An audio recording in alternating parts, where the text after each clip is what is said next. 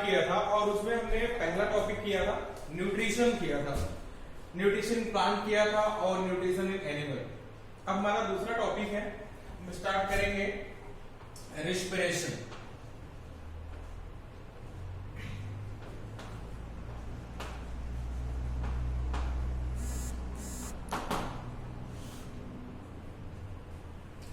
Respiration क्या होता है? सबसे पहले रिस्पिरेशन का मतलब क्या होता है? रिस्पिरेशन क्या होता है कि कोई भी ऑर्गेनिज्म, जैसे हमने पहला टॉपिक अभी पढ़ा ये न्यूट्रिशन, न्यूट्रिशन में हम क्या करते हैं, फूड, कोई भी फूड खाते हैं उसको डाइजेस्ट करते हैं, बॉडी में वो एसिमिलेट होता है। अब उसको कैसे एनर्जी फॉर्म में कन्वर्ट करना है, उससे कैसे एनर्जी हमको गेन करना है, उसके लिए उस फूड मटेरियल का क्या होता है, ब्रेक डाउन होता है। और फूड मटेरियल जो होता है वो in presence of oxygen, in absence of oxygen, दोनों कंडीशन में होता है। लेकिन यहाँ पे हम जो नॉर्मल रिस्पिरेशन की बात कर रहे हैं उसमें क्या होता है, in presence of oxygen food का ब्रेक डाउन होता है और वो फूड से एनर्जी हम ऑब्टेन करते हैं, जो कि हमारे डेली लाइफ के लिए, बॉडी के मेंटेनेंस के लिए, रिपेयर के लिए, तक जितनी भी हमारी वाइटल एक्टिविटीज हैं उसमें हम उस एनर्जी को क्या करते हैं, यूटिलाइज करते हैं। ठीक है, तो रिस्पिरेशन को सबसे पहले हम डिफाइन करना चाहेंगे। Respiration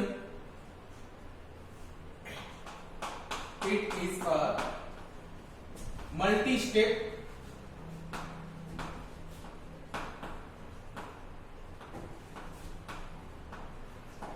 enzyme mediated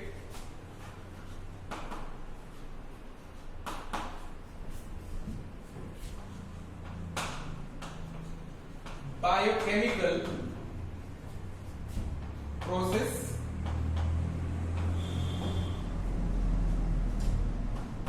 in which breakdown of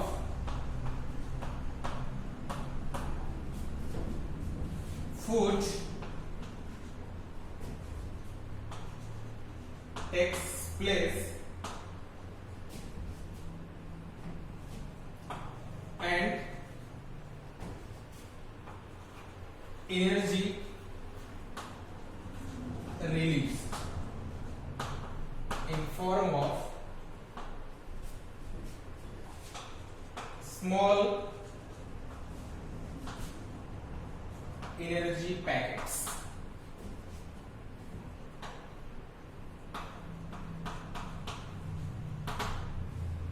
It is a multi-step enzyme mediated biochemical process in which breakdown of food takes place and energy released in form of small energy packets. और इसके बाद इस energy को हम अपने further life के लिए या फिर जो भी हमारी डेली रूटीन की रिक्वायरमेंट है उसको हम फिलफिल करते हैं। ठीक है, अब ये जो रिस्पिरेशन है ये प्लांट भी करते हैं, एनिमल भी करते हैं, और जितने भी हमारे अर्थ में माइक्रोब्स हैं या फिर और भी लोअर ऑर्गेनिजम्स हैं वो सब भी रिस्पिरेशन प्रोसेस में पार्टिसिपेट करते हैं। ठीक है, और वैसे ये जो प्रोसेस होती है, क्योंकि ये ब्रेक डाउन की प्रोसेस होती है, इसीलिए इसको हम क्या बोलते हैं, respiration is a catabolic process. क्या होती है?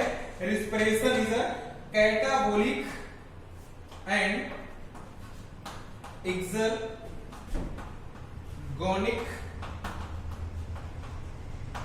प्रोसेस।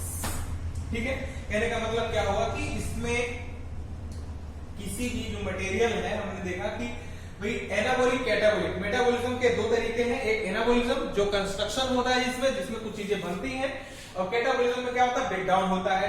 ब्रेकडाउन किसका होता है? ग्लूकोज का ब्रेकडाउन होता है। बनता क्या है? एनर्जी बनती है और उसमें CO2 रिलीज होती है, वाटर रिलीज होता है। ठीक है, ये हमारा क्या है, रेस्पिरेशन का एक डेफिनेशन हो गया। और अब हम देखेंगे थोड़ा सा आगे और इनके तरीके क्या है। Respiration in plant, respiration in animals. सबसे पहले हम प्लांट का रेस्पिरेशन देखेंगे। रिस्पिरेशन, रिस्पिरेशन हमने ये बातें तो कर ली, जब फूड का ब्रेकडाउन हुआ, फूड ब्रेकडाउन होने के बाद क्या हुआ, हमारी बॉडी के अंदर, हमारे सेल्स के अंदर क्या हुए कि उसमें एनर्जी का फॉर्मेशन हुआ, उसके साथ साथ ही क्या बना, वाटर बना, कार्बन डाइऑक्साइड बना। तो बॉडी में कार्बन डाइऑक्साइड लगातार बनता रहता है, जिसकी वजह से उसका कंसंट्रेशन बढ़ता रहता है। तो इसके लिए फिर क्या होगा, उसके लिए उसे हमें बॉडी से रिमूव करना पड़ेगा, फिर क्या लेना पड़ेगा, ऑक्सीजन लेना पड़ेगा। तो रिस्पिरेशन एक तरह से आप बात करें तो ये हमने क्या बात की, मेन सेलुलर लेवल पे बात की, तो क्या हो गया, ब्रेकडाउन हो गया। लेकिन अगर हम नॉर्मली इस तरह से बात करते हैं कि रिस्पिरेशन में हम क्या करते हैं, एक्सचेंज ऑफ गैसेस। क्यों, क्योंकि जहां पे CO2 का कंसंट्रेशन बढ़ रहा है वहां पे हमें क्या लेना पड़ेगा, O2 लेना पड़ेगा, उसको मिनिमाइज करने के लिए, उसको बैलेंस करने के लिए। तो उसमें एक्सचेंज होगा गैसेस का। कौन कौन सी गैसेस होंगी, कार्बन डाइऑक्साइड होगी और ऑक्सीजन होगी। तो हम सबसे पहले यहाँ पे क्या करेंगे, रिस्पिरेशन इन प्लांट्स देखेंगे, रिस्पिरेशन इन प्लांट्स। अब हम अगर प्लांट्स की बात करें तो इनके साथ एनिमल्स क्या करते हैं, कार्बन डाइऑक्साइड रिस्पिरेशन में लेते छोड़ते हैं और ऑक्सीजन लेते हैं। तो कई बार ऐसी बातें होती है कि भाई अगर ऐसा प्लांट किस तरह से रिस्पिरेशन करते हैं, क्या वो रिस्पिरेशन में ऑक्सीजन लेते हैं या फिर कार्बन डाइऑक्साइड लेते हैं। तो यहां पे हम बात करें, बता दें कि प्लांट भी रिस्पिरेशन में ऑक्सीजन ही लेते हैं, लाइक एनिमल्स। ठीक है, तो प्लांट में भी क्या होता है, रिस्पिरेशन में वो भी इनहेल करेगा ऑक्सीजन को, ऑक्सीजन लेगा, वो भी फूड को क्या करेगा, बर्न करेगा, फूड का क्या करेगा, बर्न करेगा और उससे एनर्जी बनाएगा। तो लेकिन यहाँ पे बात करें रिस्पिरेशन के लिए, इन केस ऑफ एनिमल्स क्या होते हैं, कुछ स्पेसिफिक ऑर्गन्स होते हैं। But in case of plants यहाँ पे एक्सचेंज ऑफ गैसेस, उनके पास कोई स्पेसिफिक ऑर्गन नहीं होते हैं। वो जनरल बॉडी सरफेस से उनका लगभग बॉडी का जो भी पार्ट है उनके बॉडी का, वो सभी पार्ट क्या होते हैं, वो एफिशिएंट होते हैं गैस को एक्सचेंज करने में। उनके पास पर्टिकुलर कोई ऑर्गन नहीं होता है, किसके लिए, रिस्पिरेशन के लिए। ठीक है, तो यहां प्लांट की बात करेंगे, like other organism, like other organism,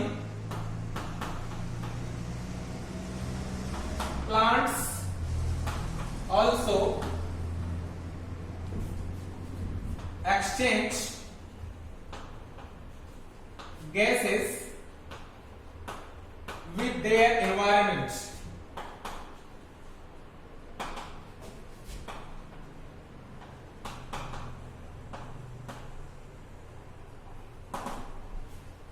ठीक है, तो जैसा कि अदर ऑर्गेनिज्म करते हैं, एक्सचेंज करते हैं गैसेस का, उस तरह से प्लांट भी करते हैं। बट यहां पे plants not have any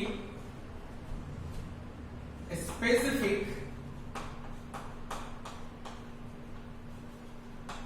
organ for exchange of gases.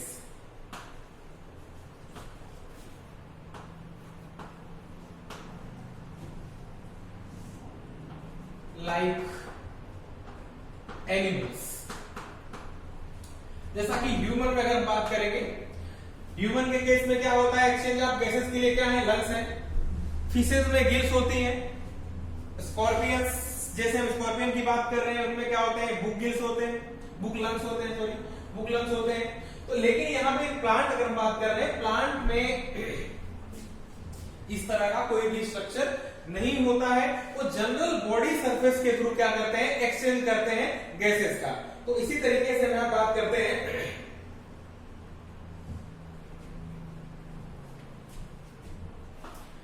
तो every part of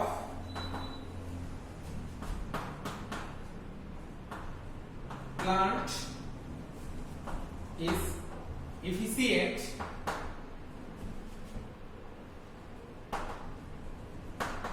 to exchange gases with its environment। ठीक है, तो बात करें कि प्लांट का क्या है कि बॉडी का हर पार्ट लगभग इतना ही इफिशियंट है कि वो अपने CO2 O2 के कंसंट्रेशन को क्या कर सकता है, मेंटेन कर सकता है, ठीक है। और इसका एक बेनिफिट ये भी है कि जो प्लांट होते हैं उनकी बॉडी में जो गैसेस होती है, CO2 का कंजम्पशन क्या होता है इनकेस एनिमल के कंपैरिजन में क्या होता है, कम भी होता है, तो वो भी उनके लिए क्या है, थोड़ा बेनिफिशियल होता है। और इसी तरीके से हम अगर बात करें gases move entirely bye diffusion, यहाँ पे जो गैसेस का मूवमेंट होता है वो कैसे होता है, gases moves entirely by diffusion।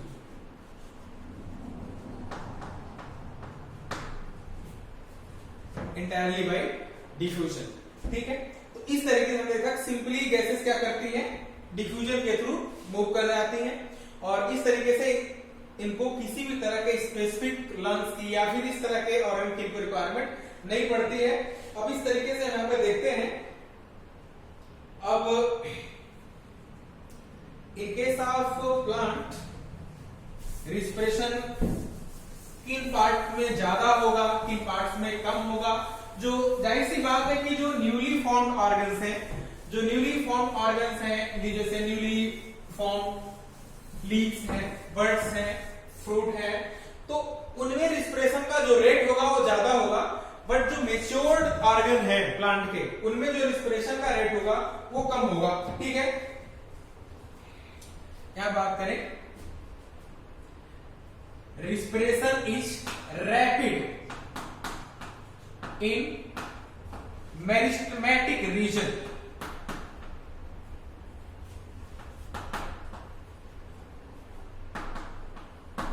क्या हो गया, respiration is rapid in meristematic reason. अब मेरिस्टेमेटिक रीजन वही जिनकी बात कर रहे हैं जो लगातार ग्रो कर रहे हैं, जो ग्रोइंग पार्ट्स हैं उनकी बात यहां पे कर रहे हैं, ठीक है। As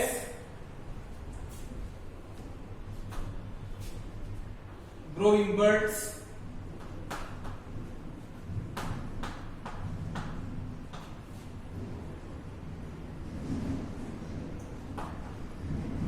fruits and germinating seeds।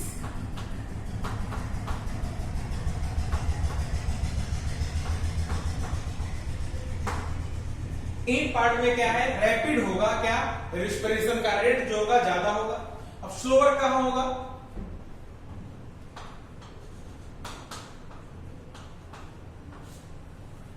Slower in mature organ or parts or region, ठीक है। अगर हम जैसे यहां पे बात करें, इसके एग्जांपल यहां पे देखें तो जैसे मेच्योर्ड या फिर ripened fruit and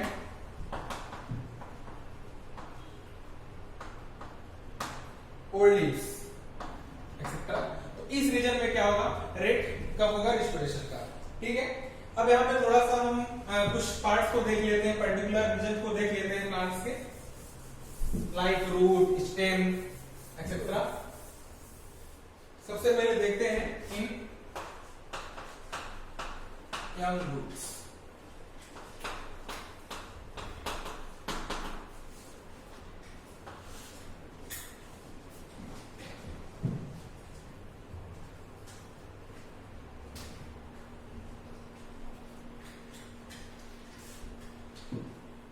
अब यहाँ पे बात करें कि रूट्स, जो एयर रूट्स है वो हमारे जो सॉइल है, सॉइल के अंदर क्या होती है, उसमें कुछ एयर स्पेसेस होते हैं, तो वहां पे जो रूट्स के एपिब्लेमा होते हैं उनसे क्या होता है, और रूट सेल्स होते हैं, वो उस वहां से बाई अगर बात करें उस एयर से जो एयर स्पेस होंगे उनसे क्या करेंगे, एब्जॉर्ब करते हैं किसको, ऑक्सीजन को।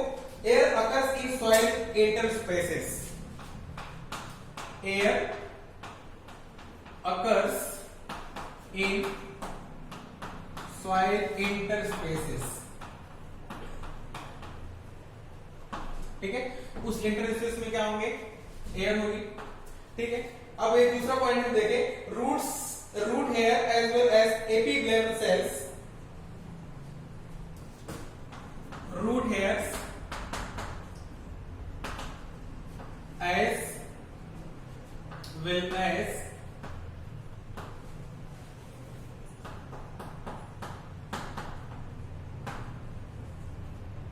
एपिब्लेम सेल्स,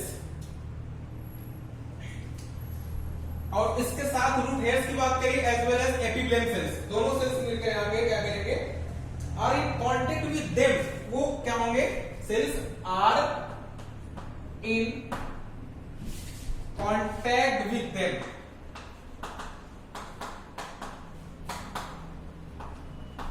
जो एयर स्पेसेस है उनसे इनका क्या है, डायरेक्टली कांटेक्ट होता है। इसके बाद फिर अब ये जो आपके रूट्स हैं और उनके हेयर्स हैं, एपिब्लेम सेल्स क्या होती हैं, वो परमेबल होती है इनके लिए। क्या बात करेंगे हम, दे आर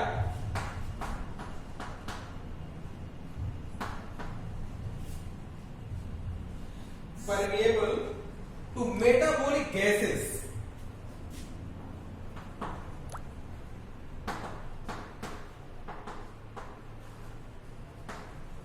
ये क्या होते हैं, मेटाबॉलिक गैसेस के लिए क्या होते हैं, परमेबल होते हैं। ठीक है, इसके बाद वहां से आसानी से वो डिफ्यूज कर जाएंगे। ठीक है, अब यहां पे हम बात करेंगे CO2 produced by metabolism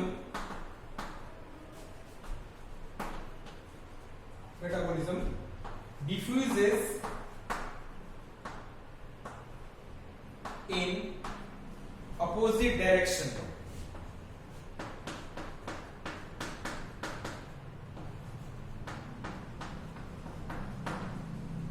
ठीक है, तो कहने का मतलब क्या हुआ कि जो भी प्लांट की रूट है, यंग प्लांट्स की जो रूट्स हैं वो सॉइल में है, और सॉइल के आसपास जो एरिया है उसमें कुछ क्या होते हैं, कैपिलरी वाटर है, इसके बाद उसमें इंटरस्पेसेस है। उस इंटरस्पेस के लिए वो क्या होता है उनमें कि जो रूट हेयर्स हैं और उनकी एपिब्लेम सेल्स होती है, एपिब्लेम सेल्स होती हैं, वो उसके कांटेक्ट में रहती हैं, और वो क्या होते हैं, परमेबल होते हैं इन गैसेस के लिए। जो मेटाबॉलिक गैसेस बनती हैं उनके लिए क्या होते हैं, परमेबल होते हैं। तो आसानी से वो क्या करते हैं, एक्सचेंज कर जाते हैं। जो CO2 प्रोड्यूस होता है वो बाहर डिफ्यूज कर जाता है, और जो O2 होता है कंसंट्रेशन ग्रेडियंट के अकॉर्डिंग वो क्या होता है, अंदर से बाहर से अंदर की तरफ चला जाता है। ठीक है, तो इस तरीके से हम यहाँ पे बात कर रहे थे। अब दूसरा यहाँ पे बात करें कि दूसरा हमारा जो पॉइंट है, ओल्ड रूट एंड स्टेम्स। ये तो हम यंग रूट की बात कर रहे थे। दूसरा पॉइंट है old roots and stems.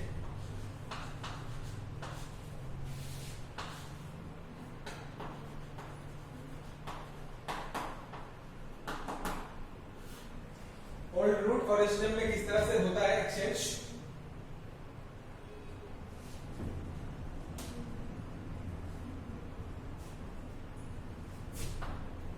In old root,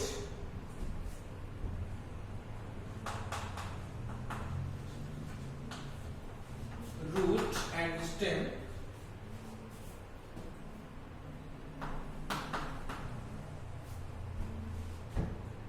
surface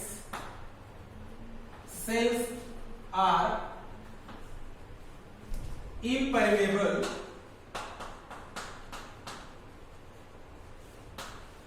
to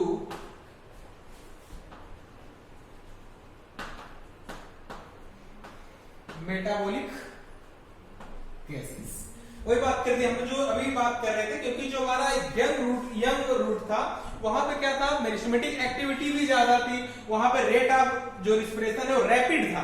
लेकिन यहाँ पे क्या है, कम है, क्योंकि हमने बात की कि जो भी ओल्ड हो जाते हैं रूट और स्टेम, वो हाईली क्या हो जाते हैं, उनकी जो वॉल एपिडर्मिस होती है थिक हो जाती है, तो वो क्या होते हैं, वो मेटाबॉलिक गैसेस के लिए एक्सचेंज के लिए वो क्या होते हैं, वो सुटेबल नहीं होते हैं, वो क्या हो जाते हैं, इम्पेरेबल हो जाते हैं। तो फिर यहाँ पे थोड़ा सा जो रेट ऑफ रिस्पिरेशन है वो भी डिक्रीज हो जाएगा। तो फिर कैसे करेंगे,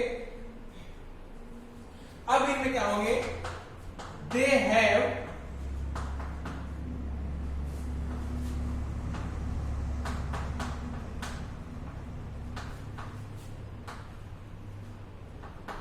permanently opened pores which are called as lenticels।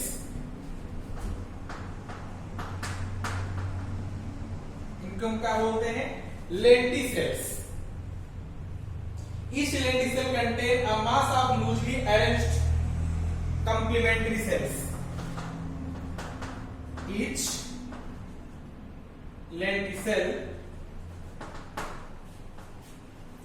have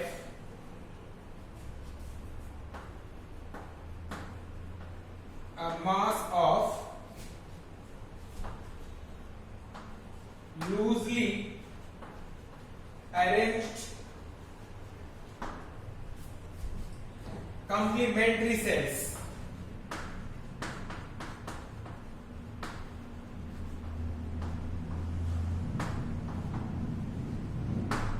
Complementary cells that encloses a number of intercellular spaces, that encloses a number of intercellular spaces।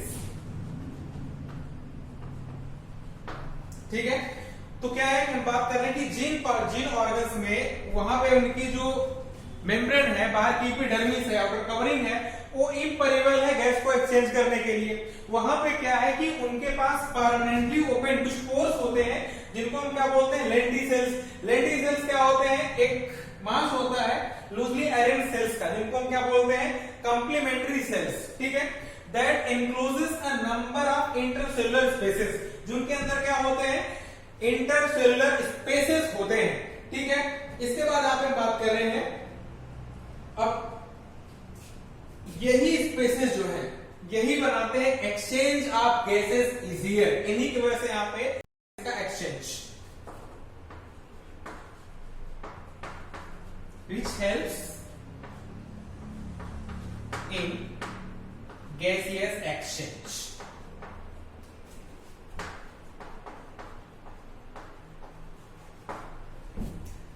which helps in gaseous exchange। अब next है हमारा leaves and young stem. Young stem और leaf से किस तरह से exchange होता है गैसेस का। लीव्स एंड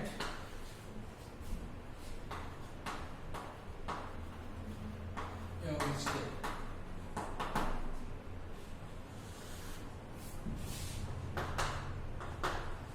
अब leaf and stems are well suited for exchange of gases। Leaf and young stem are well suited for exchange of gases। कहने का मतलब क्या हुआ, अब इनमें क्या है, एक्सचेंज ऑफ गैसेस क्या होता है, बहुत ही रैपिड होता है। वेल अच्छी तरह से वहां पे ऐसे पोर्स हैं, ऐसे ऑर्गन्स हैं, या फिर अभी हम उनके बारे में आगे डिस्कस करेंगे फर्दर, कि जिनसे कि एक्सचेंज ऑफ गैसेस क्या होता है, बहुत ही इजी होता है। ठीक है, तो अब यहाँ पे हम देखेंगे किस तरह से होता है। अब यहाँ पे क्विक एक्सचेंज हो रहा है। ठीक है, इसके बाद हम बात कर रहे हैं the organs having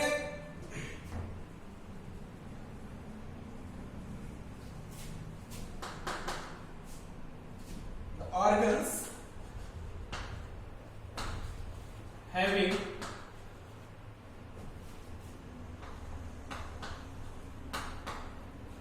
covering of epidermis. अब इनमें क्या है, एपिडर्मिस की क्या होती है, कवरिंग होती है, जिसे कि कवरिंग, और इन कवरिंग्स की अगर हम बात करें इन कवरिंग्स के ही बीच बीच में कुछ इस तरह की सेल्स होती हैं जिनमें पोर्स होते हैं, जिनमें छोटे छोटे पोर्स होते हैं। उन पोर्स को हम क्या बोलते हैं? स्टोमेटा बोलते हैं। और स्टोमेटा ही वो रियल स्ट्रक्चर्स है हमारे लीव्स में। और स्टेम्स की भी बात करें, स्टेम्स में कुछ प्लेसेस में जिनसे क्या होता है, गैसेस का एक्सचेंज होता है। मतलब ट्रांसपिरेशन की बात करें, यहाँ पे एक्सचेंज आप गैसेस की बात करें, कुछ आयंस भी हो सकते हैं जहां पे उनका गैसियस एक्सचेंज बहुत ही इजी होता है, ठीक है। और यहाँ पे अगर हम बात करें हैवी कवरिंग ऑफ एपिडर्मिस, ये क्या होती है? जो एपिडर्मिस होती है ये नियरली, अगर हम बात करें, it is nearly impermeable. Impermeable इसका बेनिफिट क्या है? ये वाटर लॉस को प्रिवेंट करती है, excess loss of water. H2 loss को क्या करती है? रिड्यूस करती है। It reduces loss of water, water loss को कम करती है, ठीक है। अब यहां पे दिस एपिडर्मिस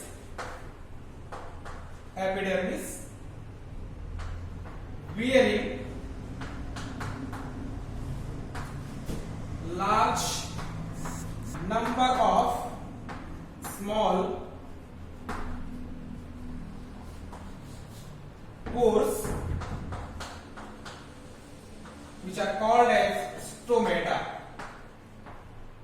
जिनको हम क्या बोलते हैं? स्टोमेटा। और स्टोमेटा ही वो एक्चुअल ऑर्गन है, एक्चुअल इनका ऑर्गन बोल सकते हैं कि जिसके थ्रू यहाँ पे एक्सचेंज ऑफ गैसेस क्या होता है, काफी क्विक होता है, बहुत ही तेज होता है, ठीक है।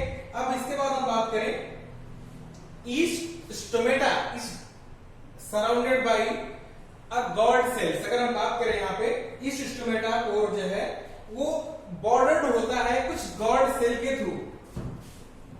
ईच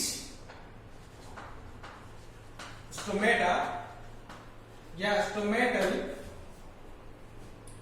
पोर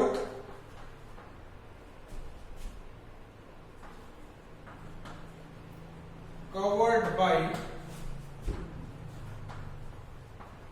गार्ड सेल्स। जो ईच स्टोमेटल पोर कवर्ड होता है गार्ड, क्या भी गार्ड सेल के थ्रू। कहने का मतलब क्या हुआ कि जो स्टोमेटा है, स्टोमेटा के दोनों तरफ हम बात करें कि एक क्या होती है? गार्ड सेल्स होती हैं। और वो गार्ड सेल इनको क्या करती है? प्रोटेक्ट करती है, ठीक है। इसके बाद नेक्स्ट अगर बात करें, अगर एक स्ट्रक्चर यहाँ पे हम पहले गार्ड सेल का बना के देखते हैं। नॉर्मली यहाँ पे हम देखें कि ये मान लीजिए कोई एक लीफ का टीएस है, एलएस,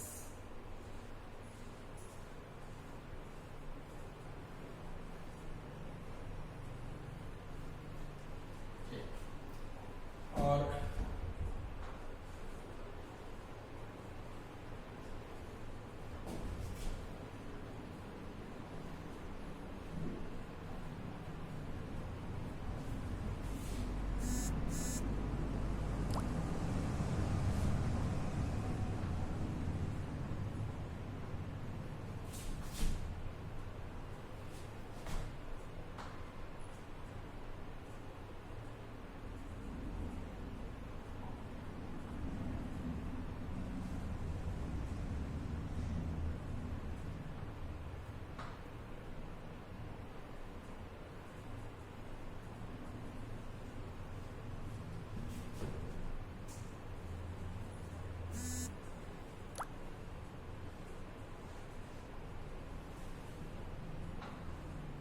ये एक हमारी लीफ है और लीफ की एक अपर सरफेस यहाँ पे, एक लोअर सरफेस, ठीक है। और ये ओवर अपर एपिडर्मिस है जिसको हम बोलते हैं एडैक्सियल एपिडर्मिस। ये है लोअर जिसको हम बोलते हैं एबैक्सियल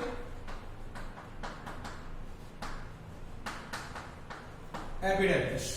ये दोनों सरफेस है और इनके ऊपर क्या है? एक क्यूटिकल, थिन क्यूटिकल होती है जो एक्सेस लॉस ऑफ वाटर को प्रिवेंट करती है और मैकेनिकल इंजरी से भी हमारे लीव्स को बचाती है, प्लांट्स की लीफ को बचाती है। अब इसके बाद यहाँ पे बात कर रहे हैं कि ये अपर और लोअर दो होगी। अब इनके बीच में हम बात करें फोटोसिंथेसिस के लिए यहाँ पे कुछ स्पेसिफिक सेल्स होती हैं, ये सेल्स हैं और ये सेल्स की लाइनिंग आप बात करेंगे तो और भी इस तरह से स्प्रेड होंगी और ये बीच में इनके वेस्कुलर टिश्यूज हैं, ये सेल्स हैं और इनमें और भी सेल्स इस तरीके से दिखेंगी जो एक्चुअली हमारी फोटोसिंथेटिक सेल्स होती हैं। यहाँ भी ये सेल्स होंगी मेसोफिल सेल्स और मेसोफिल सेल्स हमारे दो पार्ट में डिवाइड होती हैं।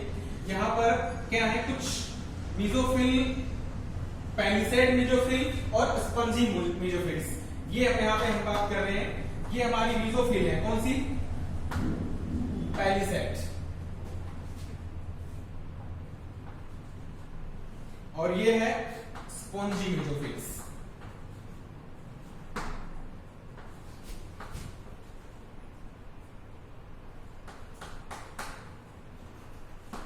ठीक है, तो इस तरीके से हम बात कर रहे हैं कि कवरिंग्स अपर लोअर दोनों की कवरिंग यहां पे हम देखें।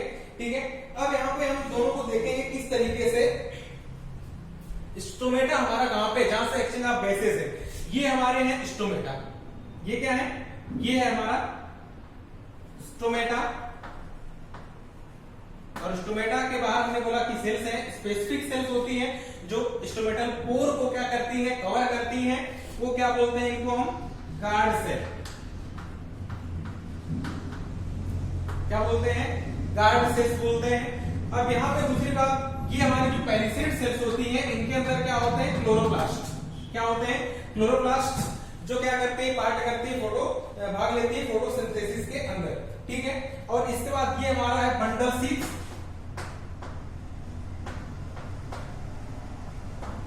और इसमें कुछ स्पेसिफिक मायोवेस्कुलर टिश्यूज हैं। ये मेन जो हम दिख रहे हैं थोड़ा डार्क में है, ये है जाइलम और के बीच में क्या है?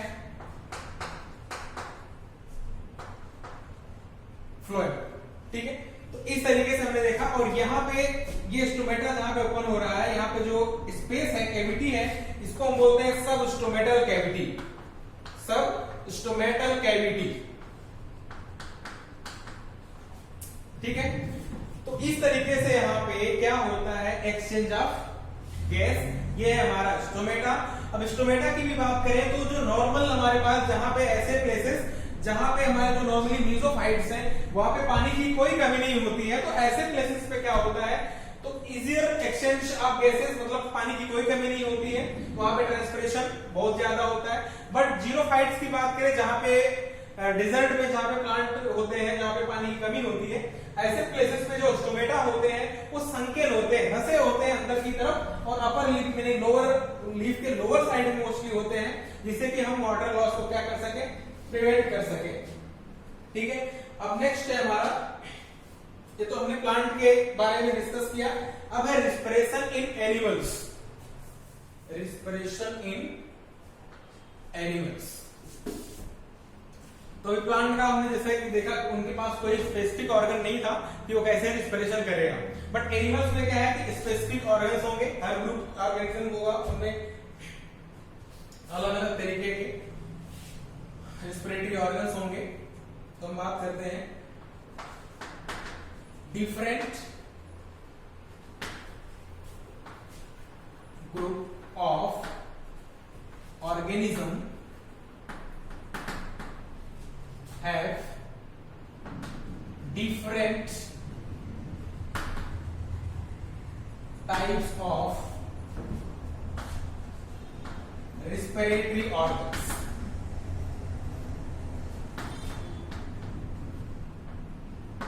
इनमें क्या है? कई अलग अलग तरीके क्या है रेस्पिरेटरी ऑर्गन्स होते हैं। ठीक है, अब यहां पे बात करें जैसे अगर हम नॉर्मली यहाँ पे बात करें कि जो रिस्पिरेशन करते हैं, जो एरोबिक रिस्पिरेशन करते हैं, कुछ हमारी बॉडी कुछ ऐसे ऑर्गेनिज्म भी हैं अर्थ पे जो पैरासिटिक फॉर्म में होते हैं। ठीक है, जो पैरासिटिक फॉर्म में होते हैं तो स्पेशली एंडोपैरासाइट्स जो बॉडी के अंदर सेल के अंदर रहते हैं, तो उनमें रिस्पिरेशन के लिए एक्चुअली कोई ऑर्गन नहीं होता है, ठीक है। तो लेकिन यहाँ पे बात कर रहे हैं कि कितने कितने तरीके से, यहाँ पे देखेंगे सब स्पेसिफिक ऑर्गन्स जिनको हम यहाँ पे डिस्कस कर रहे हैं, जैसे some specific respiratory organs of organism। पहला, respiration through general body surface।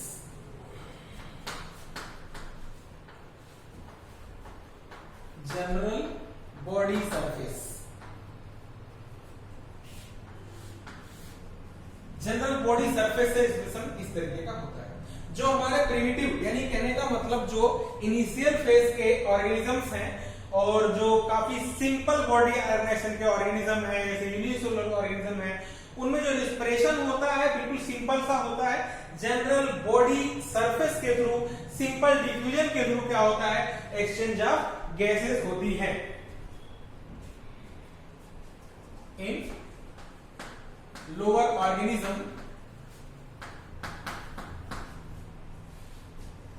like as protista,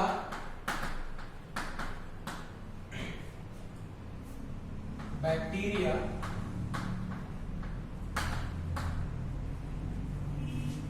fungi।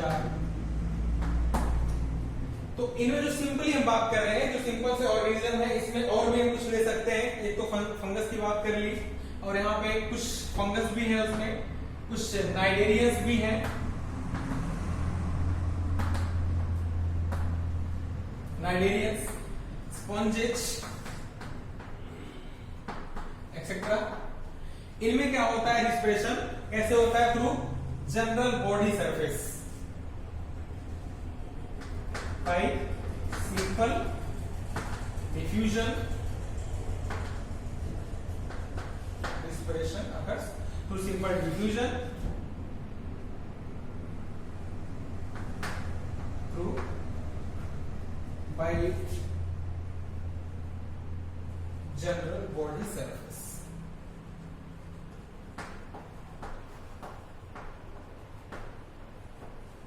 ठीक है, ये एक्सचेंज ऑफ गैसेस हम बात करें, सिंपल ऑर्गेनिजम्स की बात कर रहे थे यहाँ पे, ठीक है। जैसे अगर हम बात करें यहाँ पे प्रोटिस्टम्स या प्रोटोजोआ, हम अमीबा की बात करें यहाँ से अगर ले लें, तो अमीबा इस तरह से यूनिसेलुलर यूकैरियोटिक ऑर्गेनिज्म है, ठीक है। ये इसमें जनरल बॉडी सरफेस, जैसे इसका न्यूक्लियस है, इसमें कंट्रेक्टाइल वैक्यूल होती है जो मेजर रोल प्ले करती है किसमें, एक्सचेंज ऑफ गैसेस भी कहें तो लिक्विड मीडियम यानी कि ऑस्मो रेवोल्यूशन में मेन रोल प्ले करती है। इसका जो साइटोप्लाज्म होता है वो दो पार्ट में बटा होता है, एक और एंडो पार्ट में बटा होता है, सीडोपोडिया होते हैं लोकोमोशन के लिए। और इसमें क्या होता है, जनरल बॉडी सरफेस के थ्रू यहाँ पे जो मेटाबॉलिक फॉर्म में जो यहाँ पे CO2 का प्रोडक्शन होता है, वो CO2 क्या होती है, जनरल बॉडी सरफेस के थ्रू बाहर आती है, और ऑक्सीजन एनवायरनमेंट से क्या होती है, बॉडी के थ्रू, जनरल बॉडी सरफेस के थ्रू अंदर चली जाती है। तो सिंपल डिफ्यूजन के थ्रू क्या हो जाता है, एक्सचेंज हो जाता है गैसेस का। अब यहाँ पे नेक्स्ट बात करेंगे through the skin, respiration through the skin, respiration through skin.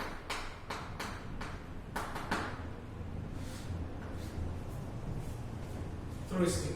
अब यहाँ पे बात कर रहे हैं जो स्किन के थ्रू रिस्पिरेशन होता है, स्किन बाय जो रिस्पिरेशन होता है उसको हम बोलते हैं क्यूटेनियस रिस्पिरेशन। क्या बोलते हैं, क्यूटेनियस रिस्पिरेशन।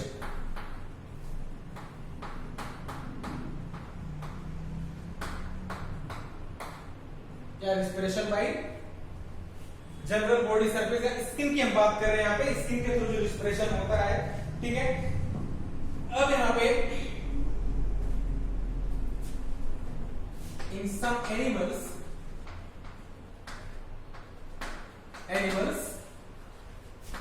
like annelids में हम जनरली बात करें तो मैं बात कर रहा हूं अर्थवर्म की बात कर रहा हूं, ठीक है। और कुछ amphibians and annelids and amphibians, ठीक है। इनमें जनरल बॉडी सरफेस की बात करें, जैसे यहां पे हम बात करें कि एम्फीबियंस, अगर हम फ्रॉग की बात करें तो इनमें भी फ्रॉग क्या होता है, फ्रॉग थोड़ा सा रिस्पिरेशन के मामले में क्या होता है, थोड़ा सा रिच होता है। ये लंग्स के थ्रू रिस्पिरेशन कर सकता है, स्किन के थ्रू कर सकता है, और ये टैडपोल स्टेज में गिल्स के थ्रू भी रिस्पिरेशन करता है, बकोफेरेंजियल कैविटी से भी करता है। तो इसी तरीके से हम बात कर रहे हैं कि स्किन के थ्रू रिस्पिरेशन हुआ तो हमने क्या बोला, cutaneous respiration, as in case of Annelida and amphibians. Amphibians in the sense like frog, यहां पे बात कर रहे हैं, ठीक है। अब हम बात करते हैं कि ट्रैकियल रिस्पिरेशन, कुछ इसके बाद और भी ऑर्गेनिजम्स हमारे पास है जो थोड़ा सा एडवांस टाइप का रिस्पिरेशन शो करते हैं, हम उनके बारे में देखते हैं। थर्ड है हमारा tracheal respiration.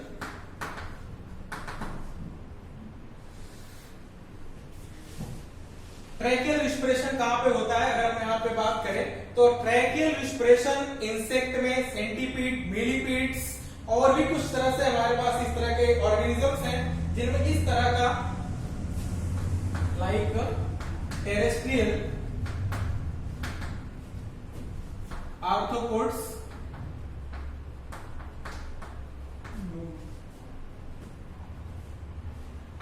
such as insects,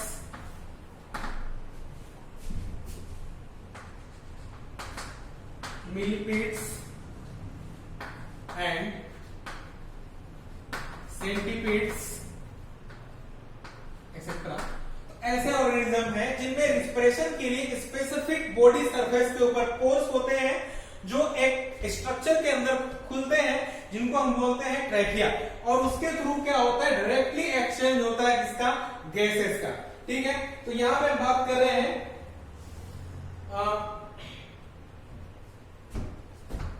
एक, अगर हम ट्रैकिया की बात करें यहां पे किस तरह से ट्रैकिंग स्ट्रक्चर्स होंगी इनमें, मान लीजिए कोई इंसेक्ट है, आप कॉकरोच भी ले सकते हैं। इस तरीके से हमने देखा कि ये स्ट्रक्चर है, ये है ट्रैकिया। ट्रैकिया पे इस तरह से कुछ कार्टिन की रिंग्स प्रेजेंट होती है ऐसे, और ये फिर फर्दर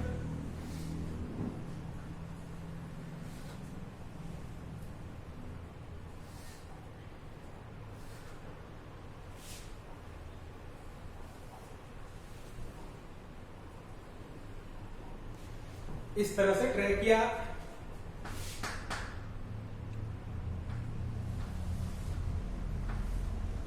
फिर ये फर्दर छोटे छोटे पार्ट्स भी इस तरह से,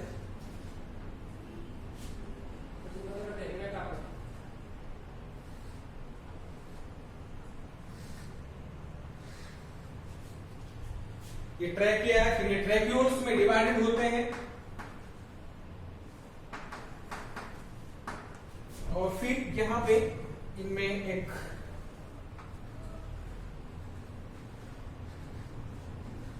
रेटिकुलर स्ट्रक्चर इस तरह से इसको कवर कर रही होती है, और फिर ये ऑर्गन्स में इस तरह से बॉडी के इंटरनल ऑर्गन्स में जाते हैं।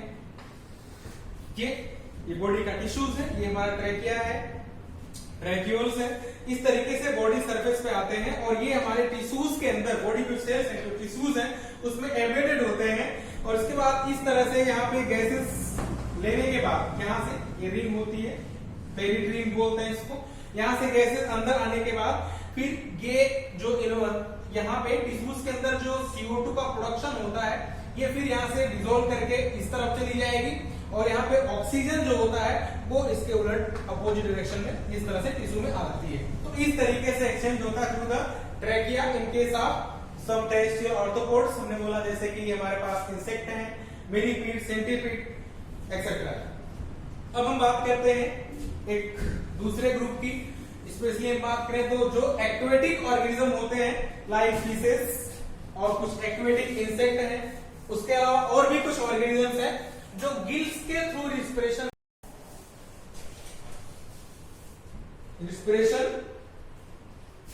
बाय गिल्स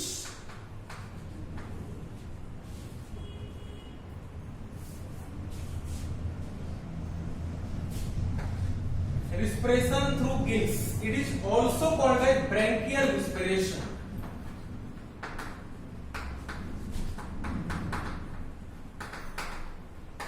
और mostly found, it is found in aquatic organism. अगर एग्जांपल की बात करें एक्वेटिक ऑर्गेनिजम्स, तो इसमें मोस्टली हमारी फिशेज है, फिशेज के साथ साथ टैडपोल्स और एक्वेटिक इंसेक्ट्स।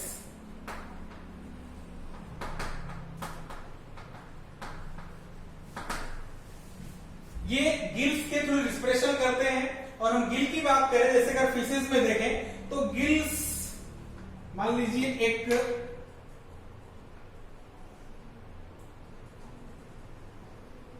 गिल आर्क होती है, गिल के आर्क के ऊपर छोटे छोटे क्या होते हैं, गिल फिलामेंट्स होते हैं, जिनको हम क्या बोलते हैं, गिल लैमिला। क्या बोलते हैं, गिल लैमिला। इसमें जैसे फिशेस की बात करें तो फिशेस में क्या होता है, गिल्स के ऊपर, अगर यहाँ पे फिश की बात करते हैं, इसी में फिश को ज्वाइन करना चाहें, तो फिश का हम अगर स्ट्रक्चर देख रहे हैं ऐसे,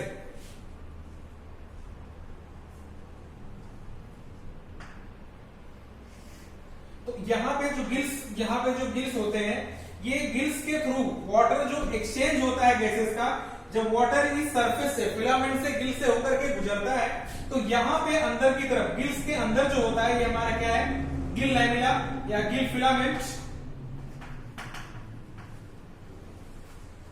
और ये क्या है, गिल आर्च। ठीक है, तो इस तरीके से जब वाटर इसकी सरफेस से होकर के गुजरता है, तो उसमें क्या होता है कि क्योंकि गिल लैमिना के अंदर कार्बन डाइऑक्साइड का जो कंसंट्रेशन होता है वो ज्यादा होता है, और बाहर जो एनवायरमेंट है, जो वाटर है, उसमें CO2 का कंसंट्रेशन कम होता है, O2 का कंसंट्रेशन क्या होता है, ऑक्सीजन का कंसंट्रेशन ज्यादा होता है। तो वहां पे गैसेस का एक्सचेंज होता है इस तरीके से, और ये भी इस तरीके से हमारे एक्वेटिक ऑर्गेनिज्म के अंदर क्या करते हैं, गिल्स रिस्पिरेटरी ऑर्गन का काम करते हैं। अब हम देखते हैं हमारा नेक्स्ट ऑर्गन क्या है रिस्पिरेशन के लिए। अब हायर ऑर्गेनिज्म की बात करेंगे, जैसे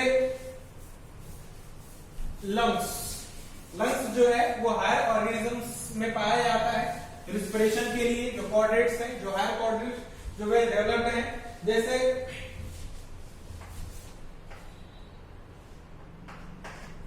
लंग्स, रिस्पिरेशन थ्रू लंग्स या रिस्पिरेटरी ऑर्गन वाला लंग्स है, और लंग्स के जो थ्रू रिस्पिरेशन होता है उसको हम बोलते हैं पल्मोनरी रिस्पिरेशन।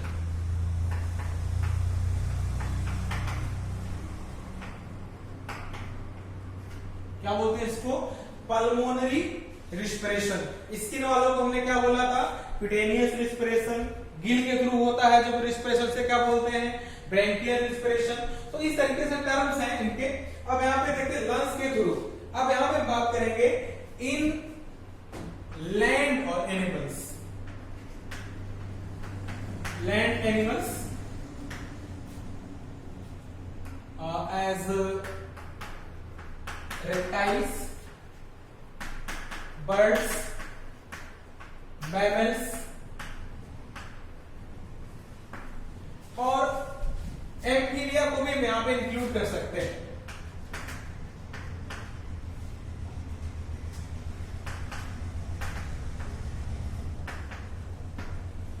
इनमें रिस्पिरेशन क्या होता है, लंग्स के थ्रू होता है।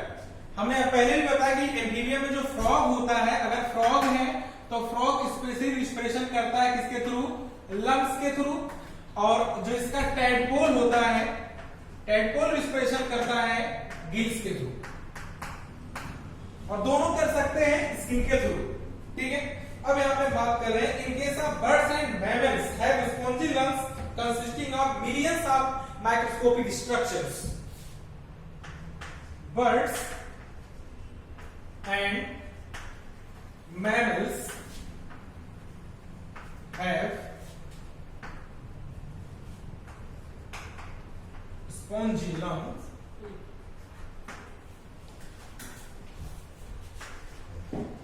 having millions of microscopic structures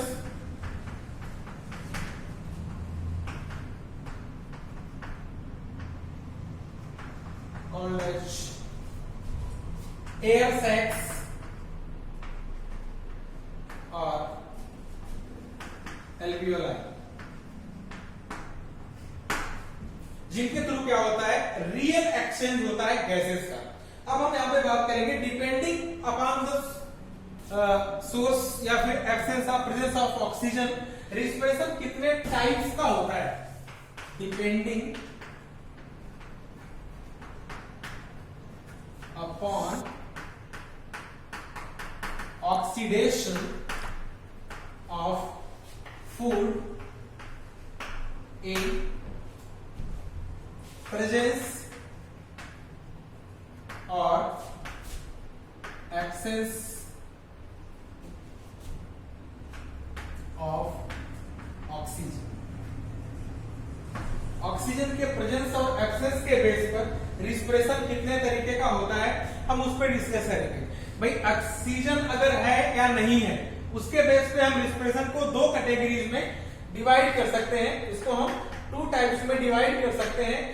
अगर इन प्रेजेंस ऑफ ऑक्सीजन हो रहा है तो क्या होगा, एरोबिक रिस्पिरेशन। अगर इन एब्सेंस ऑफ ऑक्सीजन हो रहा है तो क्या होगा, एनारोबिक रिस्पिरेशन।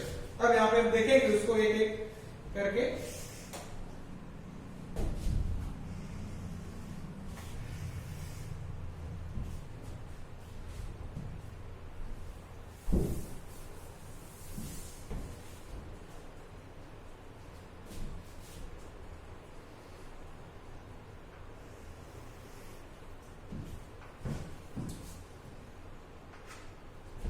एनारोबिक रिस्पिरेशन और एरोबिक रिस्पिरेशन। एरोबिक एनारोबिक, हमने एनारोबिक रिस्पिरेशन की बात करी यहां पे। Anaerobic respiration occurs in absence of oxygen. अगर हम कंपैरेटिवली यहां पे देखें तो एरोबिक क्या हो जाएगा, एरोबिक रिस्पिरेशन कैसे, पहले यहां पे देख लेते हैं। अगर in absence of oxygen and enzyme for this respiration, या एनारोबिक रिस्पिरेशन के जो एंजाइम्स होते हैं वो प्रेजेंट होते हैं, प्रेजेंट इन साइटोप्लाज्म। कहां पे, साइटोप्लाज्म में इसके एंजाइम्स प्रेजेंट होते हैं। ठीक है, दूसरी तरफ हम बात करें, जैसे in case of anaerobic respiration there is incomplete breakdown of food. यहां पे फूड का जो ब्रेकडाउन होता है वो इनकम्प्लीट होता है। There is incomplete breakdown of food. तो जब फूड का ब्रेकडाउन इनकम्प्लीट होगा तो इसका मतलब ये हुआ कि इसमें एनर्जी प्रोडक्शन भी क्या होगा, उतना इफिशियंट नहीं होगा जितना कि एरोबिक रिस्पिरेशन के अंदर होगा। ठीक है, तो यहां पे हम आगे देखते हैं। अब ये बात करेंगे, इट्स अकर्स इन, कहां पे होता है, अकरेंस क्या है इसकी। अकरेंस की बात करें, ईस्ट में होता है, बैक्टीरिया में होता है, yeast bacteria, some other fungi also, कुछ और फंजाई है उनमें भी होता है। जब बात करें फ्यू अदर फंजाई उनमें भी होता है। बैक्टीरिया और फंजाई में जो रिस्पिरेशन एक्चुअली होता है ईस्ट में, उसको हम फर्मेंटेशन नाम देते हैं। ठीक है, तो यहाँ पे और नेक्स्ट हम बात करें लोअर ऑर्गेनिज्म, स्पेशली बात करें तो लोअर ऑर्गेनिज्म में होता है। हाँ, एक बात और है कि ये जो एनारोबिक रिस्पिरेशन होता है वो हमारी ह्यूमन बॉडी में भी होता है, बट उसके लिए कुछ स्पेशल कंडीशंस होती हैं। जैसे हम जब इंटेंस एक्सरसाइज करते हैं, मसल एक्सरसाइज करते हैं, उस टाइम पे क्या होता है, हमारी बॉडी के अंदर, मसल्स के अंदर ऑक्सीजन की कमी हो जाती है। जिसकी वजह से वहां पे एनवायरमेंट जो होता है वो क्या हो जाता है, O2 डिफिशियंट हो जाता है, ऑक्सीजन डिफिशियंट हो जाता है, जिसकी वजह से वहां पे मसल्स के अंदर जो रिस्पिरेशन होता है वो एनारोबिक टाइप का होता है। लेकिन कन्वर्जन जो होता है वो कन्वर्जन इसका वो प्लांट और बैक्टीरियल जो एनारोबिक रिस्पिरेशन है वो उनसे थोड़ा सा डिफरेंट होता है। यहां पे जो हम देखते हैं पहले तो यहां पे in certain conditions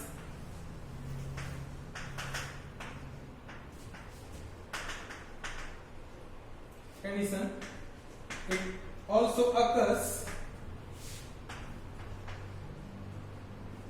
in higher organism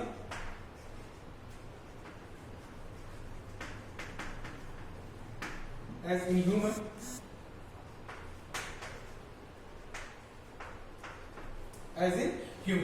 कुछ कंडीशन हमने क्या देखा कि ये ह्यूमन में भी होता है, लेकिन कब हमने बात की जैसे अभी इन case of O2 deficiency in muscles, और तब की बात हम कर रहे हैं जब मसल्स के अंदर इंटेंस एक्सरसाइज की वजह से वहां का ऑक्सीजन खत्म हो जाता है, यूटिलाइज हो जाता है, जब ऑक्सीजन की कमी हो जाती है तो उस टाइम पर होता है। ठीक है, अब इससे बात कर रहे हैं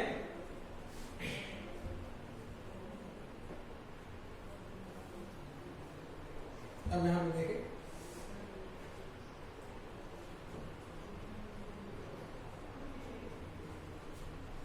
यहां पे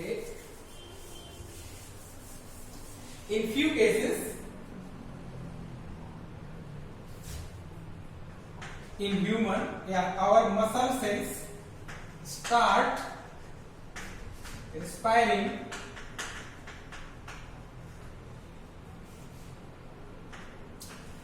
एनारोबिकली।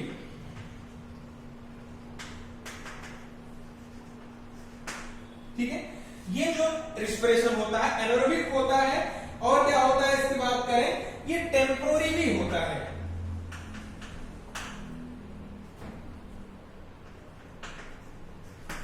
कुछ थोड़े ही टाइम के लिए होता है, ये टेम्पोररी होता है, कुछ शॉर्ट पीरियड के लिए होता है, कुछ इसका अपना फंक्शन होता है। ठीक है, अब यहां पे क्या होगा, there is breakdown of glucose. Muscles में क्या होगा, ग्लूकोज का ब्रेकडाउन होगा, एनारोबिक कैसा, एनारोबिक ब्रेकडाउन होगा, और यहां पे प्रोडक्शन होगा 2 मॉलिक्यूल ऑफ पायरुविक एसिड। क्या बनेगा यहां पे 2 मॉलिक्यूल्स ऑफ पायरुविक एसिड। और ये फर्दर अगर हम बात करें इसका जो फर्दर इसका कन्वर्जन हो जाएगा, ये पायरुविक एसिड जो है ये लैक्टिक एसिड में वैसे कन्वर्ट हो जाता है। ठीक है,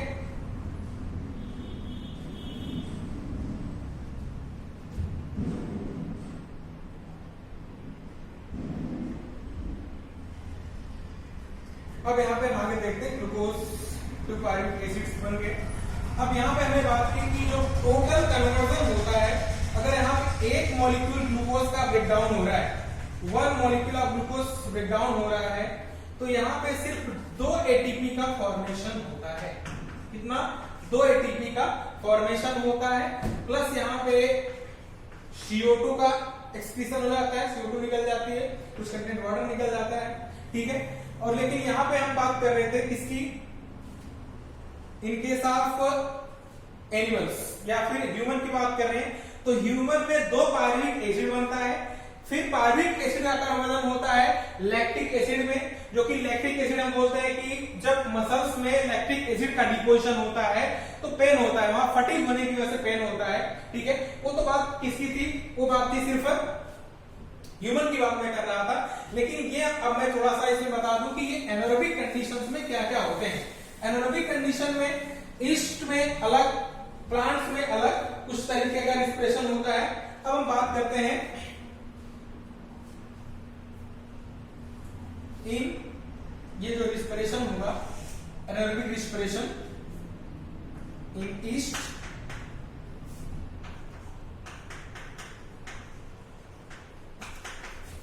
फंजाई एंड प्लांट्स, क्या होगा इसमें, क्या बनेगा, हमने क्या लिया C6H12 O6 रिस्पिरेशन कैसा हो रहा है? एनारोबिक। और ये एनारोबिक जो रिस्पिरेशन होता है, मेनली यहाँ पे बात करें तो ग्लाइकोलिसिस साइकिल होगा। फिर आगे हम देखेंगे यहाँ पे क्या बनेगा। सबसे पहले हमारा यहाँ पे प्रोडक्शन किसका हो रहा है?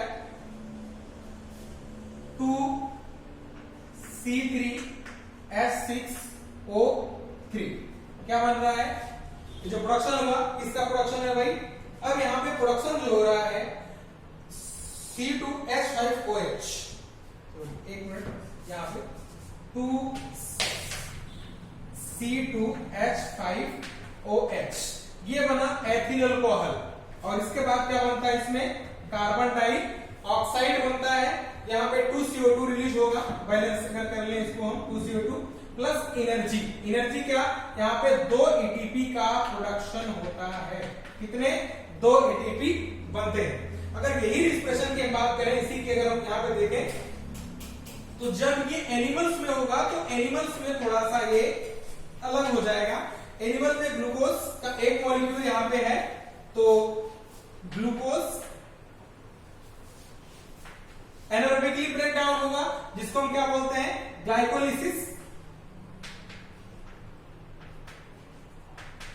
क्या बन जाएगा इसके बाद? इसके बाद यहाँ पे बन जाएगा लैक्टिक एसिड। यहाँ पे बात करें लैक्टिक एसिड नहीं, सबसे पहले सबसे पहले पायरुविक एसिड बनेगा, फिर वो कन्वर्ट होगा लैक्टिक एसिड में। 2C3H6O3 ये हुआ आपका लैक्टिक एसिड। ठीक है, ये लैक्टिक एसिड का प्रोडक्शन हुआ। और फिर ये फर्दर लैक्टिक एसिड को आगे की साइकिल फिर लीवर के थ्रू होती है, उसको हम डिस्कस नहीं करेंगे। फिर भी यहाँ पे लैक्टिक एसिड का प्रोडक्शन हुआ और प्लस इसके साथ में बन गया 2 ATP। ये तो हमने बात कर ली किसकी? एनारोबिक रिस्पिरेशन की। ठीक है, अब यहाँ पे फिर हम देखेंगे एरोबिक रिस्पिरेशन किस तरीके से है। तो लगभग कुछ चीजें यहाँ पे अगर बात करें, जैसे anaerobic respiration occurs in absence of O2। ये क्या होगा? It occurs in presence of O2 इन। यहां पे हम बात कर रहे हैं कि इसके जो एंजाइम्स हैं वो मोस्टली कहां पे? साइटोप्लाज्म में। तो यहां पे जो हम बात करेंगे एरोबिक रिस्पिरेशन की, इसके जो एंजाइम्स होंगे वो साइटोप्लाज्म में भी होंगे प्लस माइटोकॉन्ड्रिया में भी होंगे। ठीक है, इन माइटोकॉन्ड्रिया कहां पे होते हैं इसके एंजाइम्स? माइटोकॉन्ड्रिया में होते हैं। अब यहां पे इनकम्प्लीट ब्रेकडाउन होता है, यहां पे क्या होता है? कंप्लीट ब्रेकडाउन होता है। कंप्लीट ब्रेकडाउन ऑफ फूड, यहां पे फूड का कंप्लीट ब्रेकडाउन होगा। यहां पे एफिशिएंट एनर्जी प्रोडक्शन भी होता है। ठीक है, तो यहां पे जैसे हम बात करें, अगर एक मॉलिक्यूल 1 मॉलिक्यूल ऑफ ग्लूकोज से यहां पे बनता है 38 ATP, वहां पे कितना बनता है? 2 ATP। इस तरह से इसका क्या है कि प्रोडक्शन भी क्या है? ज्यादा है, क्योंकि यहाँ पे जो ब्रेकडाउन है वो कंप्लीट हुआ है, इनकम्प्लीट नहीं है। कंप्लीट होने की वजह से यहाँ पे ज्यादा होता है क्या? एनर्जी का प्रोडक्शन। अब हम बात करें कि ये जो हमारा एरोबिक रिस्पिरेशन होता है ये 2 फेज में कंप्लीट होता है। It completed into 2 phase. अब पहले फेज की बात करें तो हमारा पहला फेज है इसमें एनारोबिक फेज। कौन सा फेज है? Anaerobic phase.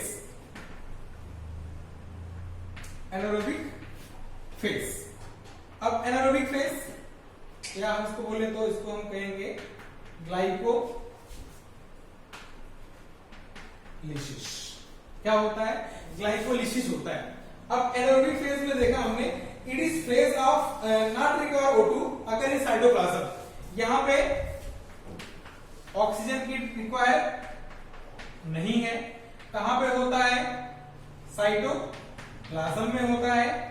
ठीक है, और दूसरी बात यहां पे देखें, ये जो ग्लाइकोलिसिस है इसको याद रखने की बात है कि ये एरोबिक और एनारोबिक दोनों के लिए क्या होता है? कॉमन होता है। ये सेम, जहां तक अगर बात करें तो ग्लाइकोलिसिस एरोबिक में भी और एनारोबिक में दोनों तक, जहां तक पायरुविक एसिड का फॉर्मेशन होता है, वो दोनों प्रोसेस जो होती है वो साथ चलती है दोनों तरह के रिस्पिरेशन के अंदर। ठीक है, अब यहां पे वही बात हमने करी कि एक ग्लूकोज मॉलिक्यूल से क्या बन जाएगा? 2 पायरुविक एसिड या पायरुवेट्स।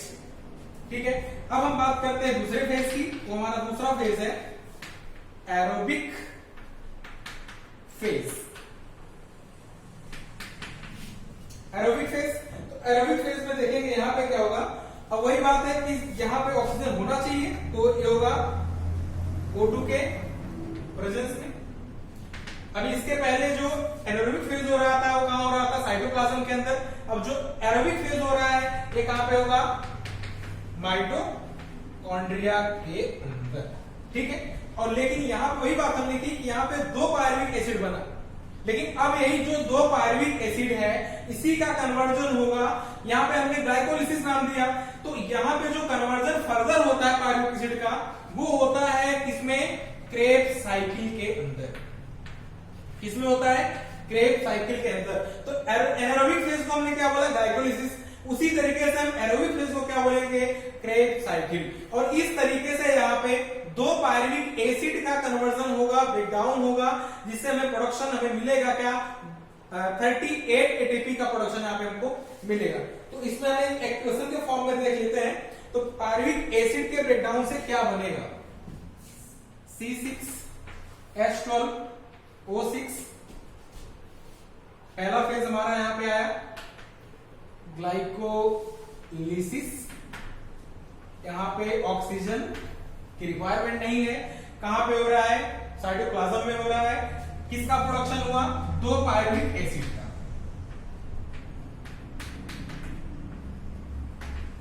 ठीक है। अब इसके बाद नेक्स्ट हम पायरुविक एसिड से बात करते हैं कि इसका आगे क्या होगा, इसका फेट क्या होगा। अब ये ग्लाइकोलिसिस थी, ग्लाइकोलिसिस के बाद ये यहां पे होगा क्रेब्स साइकिल।